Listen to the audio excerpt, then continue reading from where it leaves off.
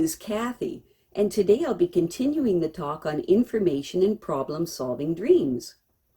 But before I do this, I wanted to let you know that because I have a great many videos now on many different topics, that I've decided to make several different video playlists so that it's easier to find the videos of greatest interest. So please check out my playlist page. Let's continue to look at some more facts concerning astral travel. In our first example, we have a man that had an interesting astral trip in which he found himself outside of his body. He saw himself as an ancient Egyptian, in shadow form, with the familiar headdress with a single snake sticking out in front of it. A voice said, "You are the Egyptian named Oberon, and you will be reincarnated." What this man was himself in an incarnation thousands of years ago, which frankly wasn't one of his happiest ones. We can astral travel anywhere and any time while we sleep. It's only here on Earth that we have devised this measurement called time. Beyond Earth, and certainly in the spirit world of the other side, there is no time, no such thing as past and present, let alone thousands of years ago. Everything is now. As hard as it is for all of us to wrap our conscious minds around that concept. Another aspect of astral travel during sleep that can be disconcerting or even scary if you're not expecting it. In our next example, we have a woman that dreamt that she felt as if she woke up above her bed and could see everything in the room the way it's supposed to look, including herself, sound asleep. What upset her was that she could suddenly feel and hear a strong, almost roaring wind. She could literally feel her hair blowing back from her face. She said that it really scared her, and she asked for help because the dream made her so frightened. The dream and the sound and feel of the wind suddenly stopped, and she woke up. What this was the woman experiencing astral travel at its immediate speed. Again, it's something our spirits are all accustomed to.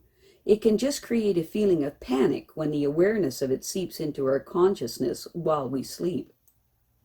There are actually 3 speeds of astral travel, once the spirit has separated from the body. The first speed is the most familiar to us and the least disorienting. Our spirits move at the same pace our bodies do when we are walking. The intermediate speed is fast enough to create the illusion that we are standing still, while everything around us is flying past us from front to back. What the woman experienced wasn't a howling wind in her face, blowing her hair back. Instead, it was her moving forward at an intermediate pace. At supernormal speed, our spirits can travel incomprehensible distances faster than our finite minds can even begin to imagine, to the point where we might remember our destinations and what we did while we visited, but we have no awareness at all of how we got there and how we got back. Our next example of an astral trip helps to describe a typical supernormal speed experience. In this dream, a woman found that she was flying over what appeared to be the landscape of a volcanic planet.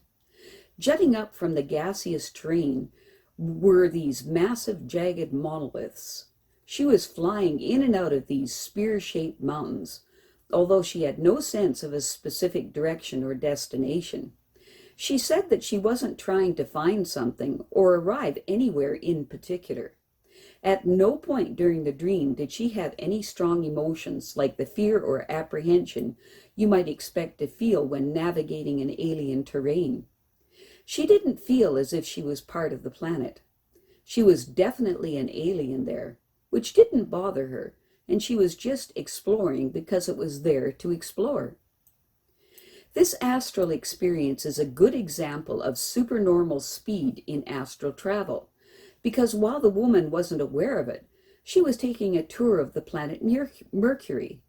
But you will notice that she either didn't find the trip there and back worth mentioning, or she had no memory of them. Even more, though, the experience is significant in how beautiful it expresses what curious, courageous, adventurous, and limitless beings our spirits are. No matter what physical and mental boundaries we might have chosen for ourselves this time around. There is a very real cord, glistening silver and occasionally visible during astral travel, that connects our spirit entities to our bodies. The silver cord is attached to women at the breastbone and is attached to men slightly above and between the eyes, where the third eye would be. It's been known about and referred to for thousands of years. Until we die and return to the other side, the silver cord, limitless in its length, can't be broken, which means that no matter how far from our bodies our spirits might travel, we can and will always be pulled back, in sometimes gentle and sometimes with such a jolt that we are jerked awake, thinking we have heard a pop of some kind but unable to figure out where it came from. The thickness of the silver cord varies, depending on our spirit's proximity to the body. It's temporarily vacated. When we are traveling close by, within 15 feet or so, the cord is approximately the diameter of a silver dollar, with a sparkling aura that makes it appear even larger. But when we are as far away as the other side of the globe, the other side, or beyond the planets, the cord stretches, with no possibility at all of fraying or breaking, because no thicker than the length of a thread. You might see your own silver cord or the silver cord of a visiting entity during your astral travels while you sleep, without realizing what you're looking at. That's exactly what happened to a man in our next example. In his dream, he was awakened in the middle of the night to see a thick outline of a male figure standing in his room. Emitting from the top of his head was a brilliant light, white and gold corded rope, reaching up through the ceiling of his room. At that moment, all he felt was the wonderment and curiosity. In the next moment, it was gone. Then he turned on the light and thought to himself, what was that about? Was he dreaming this? It felt so real. Next he heard a voice say, I am from India. That was it, nothing more. What this was the man having an astral visit from his spirit guide, who is an East Indian, with the added blessing of seeing his spirit guide's silver cord.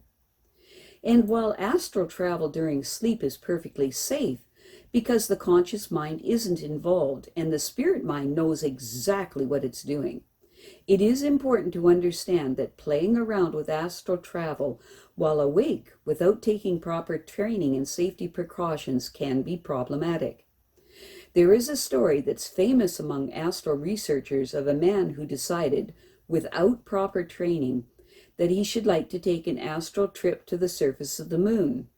Instead, he found himself hurtling through outer space completely out of control.